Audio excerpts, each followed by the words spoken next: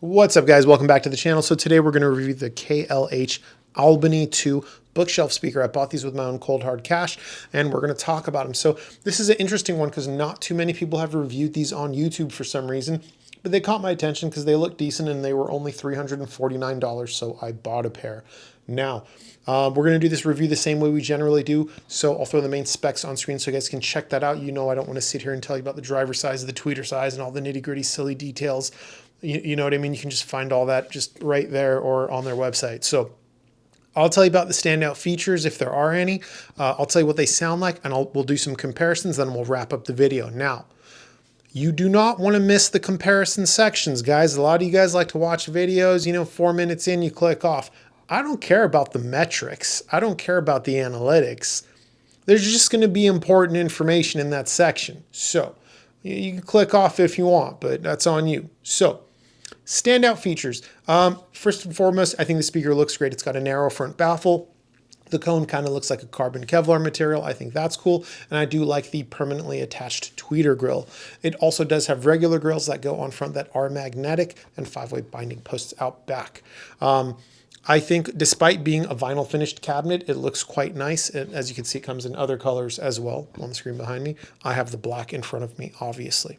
Now, what the hell do they sound like? So I'm going to use a word that I've heard other reviewers use, and it's traditionally bothered me. However, now I understand why they say this word. The speaker's top end is fun. And what I mean by that is it's extended, it's bright, it projects into the room in a forward way, but it's not harsh. It's refined enough that it just leads to a sense of excitement and joy.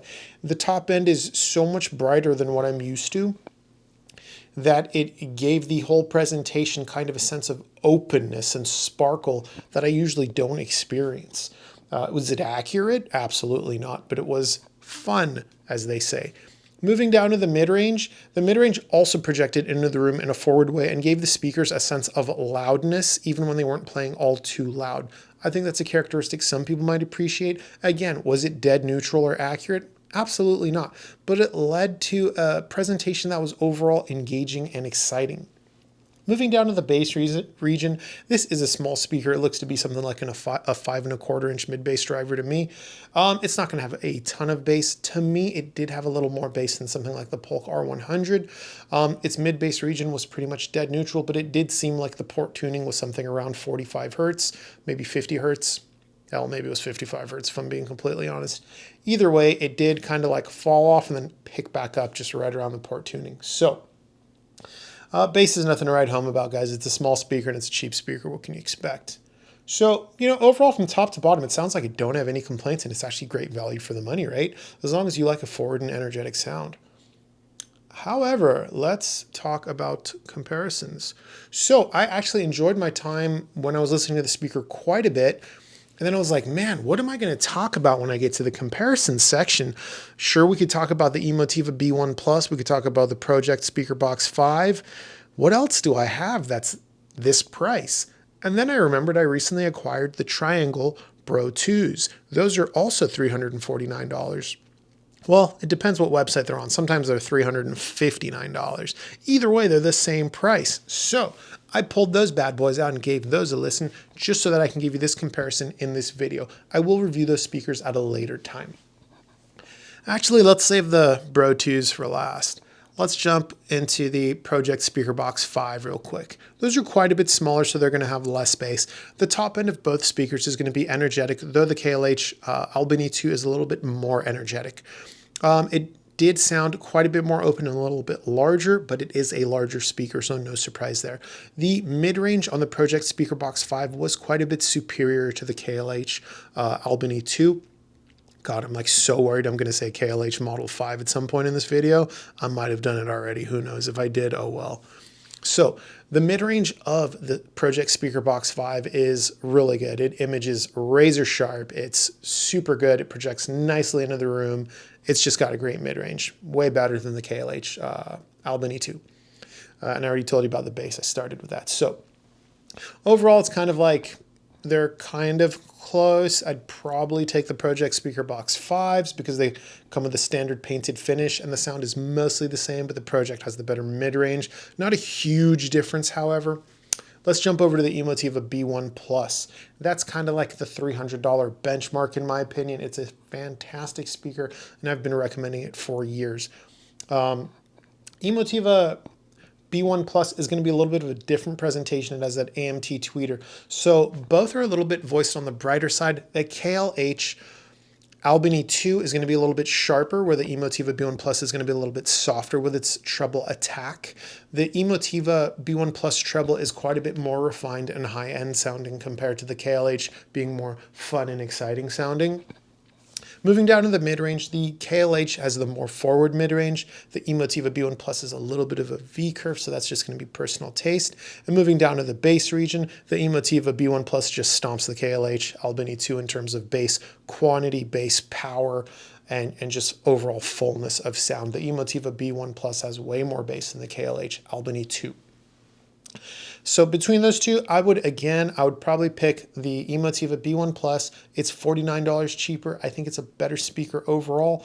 Unless you absolutely hate the slight V curve, I think most people are going to prefer the Emotiva B1 Plus. Now, the last speaker of the comparison, the Triangle Bro 2, that's the same price. I'm going to be honest, guys, it's also better. Everything is better than this, unfortunately. And here's the thing. I don't have any big complaints about the sound of the KLH Albany 2. Oh, I just realized I left one of the stickers on. There we go. Sorry, it was bothering me. I don't have any complaints for the sound of the KLH Albany 2. It's got a good sound. It'd be better if it was like $249 though, because everything its price so far is better. The Emotiva B1 Plus is $49 cheaper. It's better. The Project Speaker Box 5 is the same price. It's better and comes with a painted cabinet.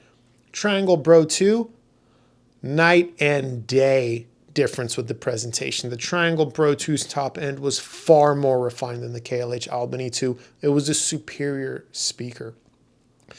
At first, because the KLH Albany 2 were so energetic and bright, when I first pulled out the triangles, they almost sounded dark by direct comparison, which is, they are not a dark speaker by any means, but that's just kind of how energetic the Albany 2s are. Now, again, the Bro 2's treble was far more refined, much more high-end sounding, a lot like the Emotiva B1 Plus, just more high-end sounding, right? Moving down to the mid-range, again, the Triangle Bro 2 was more of like a neutral affair. Like the Triangle Bro 2 is not like a dead neutral speaker, but compared to the Albany 2, it kind of was. But the mid-range was fuller sounding. It was more textured. And moving down to the bass, like the Emotiva B1 Plus, the Triangle Bro 2 had a ton more bass output, tone, texture, control than the KLH Albany 2. The Triangle Bro 2 absolutely stomps the KLH Albany 2. So here we've just, like I said, it's an interesting scenario. They're not bad speakers, and I think a lot of people may enjoy the sound, especially, again, if you like that energetic sound. Maybe you've got a room that's very dull and overly damped. You've got super thick curtains. Maybe your hearing isn't like the best in the higher frequency, so you need that treble energy. There definitely are people and there are customers for the KLH Albany 2. I just think they'd be a better sell at $249 instead of $349, because again, everything I've heard at $349 or $299 for the case of the Emotiva B1 Plus is the better speaker. Especially the Emotiva and the Triangle Bro 2. Those are like, it's a big difference, guys, between the Albany 2 and the Emotiva, or the Albany 2 and the Triangle Bro 2. I'm really looking forward to reviewing that Triangle. I've gotten a ton of requests for that, and I probably should have reviewed it a few years ago. At this point, I'm late to the party, but I got a pair now, so we'll talk about it in a future video. So that about wraps up this video, guys. I wish there was more I could tell you, but it really is that simple. It's not a bad speaker, maybe just $100 too expensive, unless it just absolutely fits your personal taste. If you got any questions, ask in the comments section below. This YouTube channel does have a free Discord. Link is also in the description below. If you join the free Discord, read that rules section. Don't be an ass to your fellow audio lovers. The Discord is not a place to come and flex your ego. It's not a place to come and tell people their room would be better if they had a rug in the middle and they're idiots for not having a rug in their room. Not everyone cares to have a rug in the middle of their room. It's a place where you're going to treat people kind of like they're an old friend you haven't seen in a while, with courtesy and respect. You know what I'm saying? So that brings us to a close. Thank you for tuning in. I hope you've enjoyed the TRL style microphone presentation, and until next time, later.